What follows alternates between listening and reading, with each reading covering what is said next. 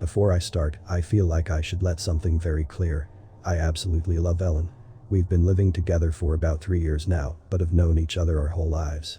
In fact, we were childhood friends, and I know this may sound like a fairy tale to some people, but it truly felt like we were always destined to be together. Even after graduation, when we started dating other people, it only felt truly right when we were with each other. So I don't know what took me so long to ask her out, but I'm really glad I did. We have the same taste in music, movies, and even food.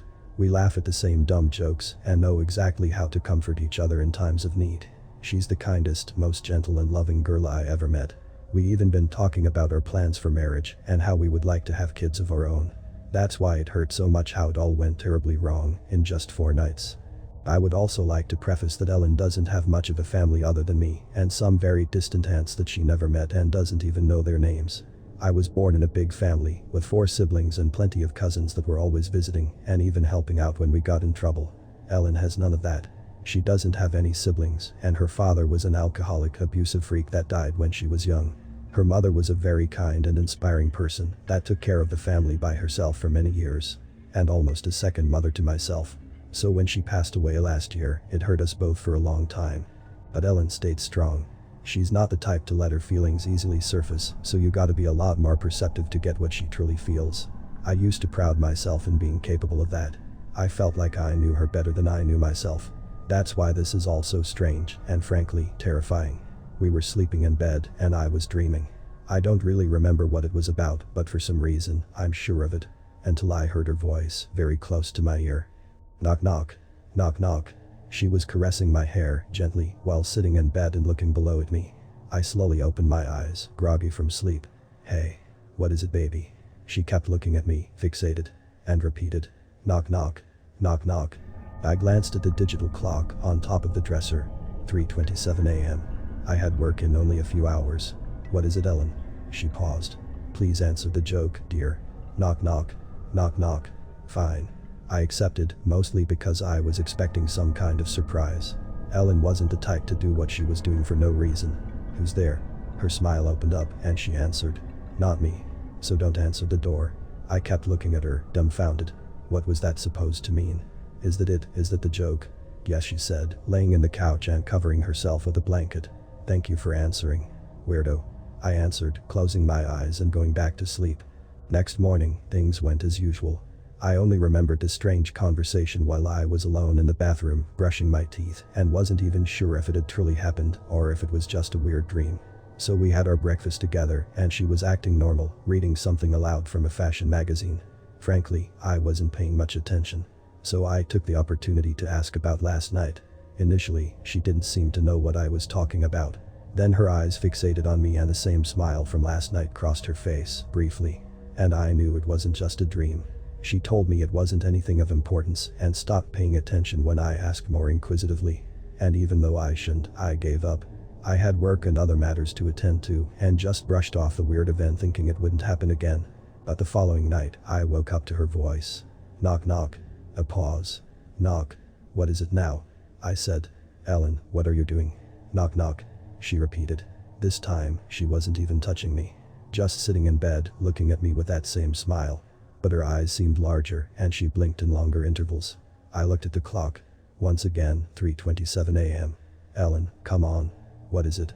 I got work in a few hours, can't have the luxury of waking up in the middle of the night to answer knock knock jokes. Knock knock. This is getting creepy, you know. I'm not sure if this is some gag you've been doing, but I don't like it. Answer it. Knock knock. I sighed, but also let a small laugh escape. It was creepy, of course, but she was also my Ellen. So it didn't bother me as much as it should. Fine. Who the fuck is there? I answered in a playful tone. Not me. So don't answer the door. For some reason, I felt a chill down in my spine. It was the same answer as before, and I still didn't get what it meant. But the way she said it, with a strange monotone voice, contrasted well with her smile, and the fact that I had no idea of what she meant by that. What does that mean? I asked. I really don't get it. She just smiled and went back to sleep. I felt a throb in my heart, but did the same. Next day, we talked again about what was happening. She was very evasive with my questions, and I barely got her to say anything. It was almost as if she couldn't talk about it, which was very strange, considering we talk about pretty much everything. I told her I needed to be well rested for work, something she should understand well, and wasn't liking her little gag every night. She just nodded. And I decided to not press further, as I didn't want to hurt her feelings and had work to attend to. When I got back home, we had dinner, watched a movie and went to bed. Knock knock. I opened my eyes faster this time around. In fact, I barely got any sleep. I just knew she would do it again and kept thinking about it the whole time. Glanced at the clock, 3:27 a.m. Knock knock. I thought about ignoring her. Just pretending I was asleep and she wouldn't wake me up. So I closed my eyes slowly, hoping that she hadn't seen me opening them in the first place, and stayed quiet. Knock knock. She continued. She didn't stop. I regulated my breathing, but she kept going. Knock knock. I'm not answering your fucking joke, Ellen. Stop it. Knock knock. I ignored, but she kept going. She had never been this insistent with anything before. I tried to ignore it, but it was getting on my nerves, and frankly, I felt scared. Why was Ellen doing this? Why every night, at the same exact time down to the minute? Why wouldn't she let me sleep until I answered her? Knock knock. I got up in a sudden movement. God damn it, Ellen. I was ready for a discussion, but when I finally glanced at her, it was as if the strength was drained from me. She wasn't smiling. She wasn't blinking. Just staring right at me, fixated like an animal. And her mouth was moving, slowly, and she didn't stop. Knock knock. I didn't know how to react or what expression I had when I saw her, but my heart skipped a beat. It was terrifying, as if her gaze froze me in place. 1,000-yard stare. Knock knock. Who's there? I asked, feeling as if it was the only way out of that nightmare. Not me. So don't answer the door, she said, weakly. Ellen slowly closed her eyes and laid down. I kept staring at her while she fell into what seemed to be a deep sleep. I got up and left. I walked downstairs and sat down at the couch in the living room, staring at the night sky outside and absorbing the quiet of the neighborhood. My heart was beating fast and it didn't slow down. I was too scared to sleep in the same room as my girlfriend, all because of a fucking knock-knock joke. But it was unnatural. I thought about calling someone. I thought about it all being some kind of sleep-related issue, such as some type of sleepwalking. But it didn't make any sense. I felt so tired, and decided that early in the morning, I would call an old friend who's a psychologist and get the opinion of a professional. Something was wrong with Ellen. I stayed in the couch as the day arose, and once Ellen woke up, she was acting normal again. Even asked me why I wasn't in bed. I didn't answer. In fact, I didn't speak to her and simply left for work. She seemed very upset, but I wouldn't do anything about it. Once I got to work, I called my friend, told him everything that was happening in as much detail as I'm describing now. He didn't seem as worried as I figured, but we agreed in making an appointment for next week. Now I just needed to convince Ellen to come with me. I received plenty of text messages from her. She seemed very worried, sad and even confused. She apologized a lot, and it broke my heart a little. I felt bad. I shouldn't have, but I answered her and made her promise it wouldn't happen again.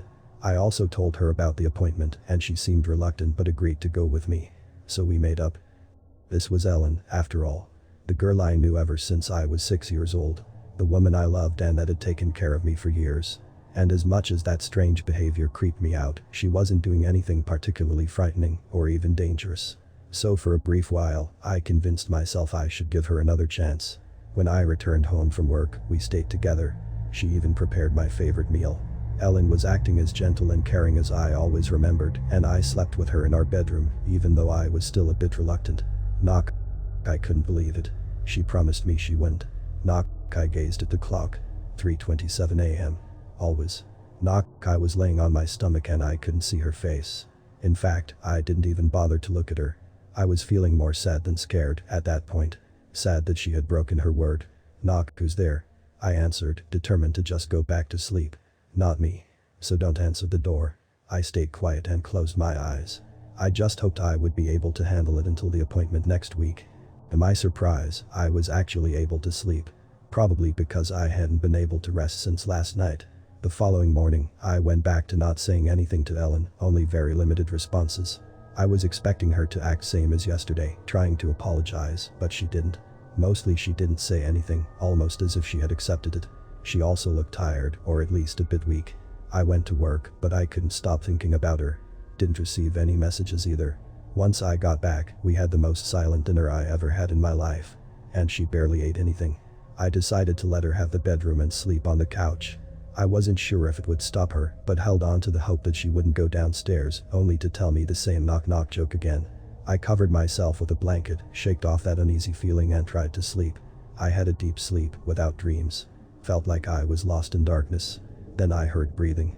Opened my eyes to see Ellen, standing above me, looking at me with big, fixated eyes and dilated pupils that didn't seem to belong in such a completely neutral expression. Watching me sleep, I almost screamed in terror. Jumped out of the couch, and her eyes followed me as I stumbled through the dark room, creating distance between us. For a moment I was able to glance at the clock above the table. 3:27 a.m. "Ellen, what are you doing?" I asked, desperate. But she didn't move. In fact, she didn't say anything. Just stared at me, as if I was made of glass and she could see right through me. Then I heard a knock on the front door. Instinctively, I looked in that direction. It was followed by another knock. And another. Someone almost pounding at the door. I glanced back at Ellen, and she was still staring at me. Slowly, I got closer to the door and she didn't move. The pounding continued. "Who's there?" I screamed. It stopped. And then, I heard a voice. "John. John, can you hear me? Open the door, please. John, please open the door." I froze in place. The voice kept calling me. But I couldn't believe it. It was Ellen's voice, coming from the other side of the door. But it couldn't be. "I beg you, John. Open the door, it's serious. She's not me, I swear. She's not me." Slowly, I turned my head to look at Ellen, standing in front of the couch. She was looking at me, the same fixated eyes and a terrible wide grin across her face. The pounding continued. "John, open the door, please, you have to trust me." I stayed still, not knowing what to do. And I don't remember what happened after that. I just woke up in my bedroom. The digital clock indicates it's 4:21 a.m. Ellen isn't by my side, I'm completely alone. I'm trembling uncontrollably, and I don't know what's going on. I don't remember what happened after I saw her terrible grin. I don't know if I opened the door. I tried to look for my phone, see if I could call the police, or at least someone that I know. But I left it downstairs. All I have is Ellen's laptop, and it's where I'm writing this right now, to get advice. Because I can't go downstairs. The corridor is dark, very dark, almost as if the shadows were leaning into the room. And I can hear a faint scratching sound coming from below. What should I do?